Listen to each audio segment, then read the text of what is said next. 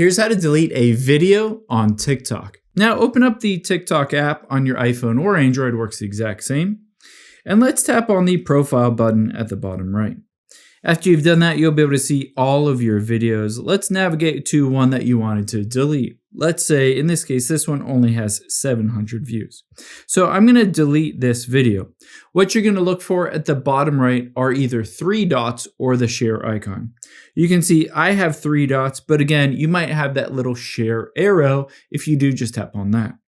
After you've tapped on that, I would first highly recommend tapping the download button. You're going to download this to your device just in case you want to recover it down the road.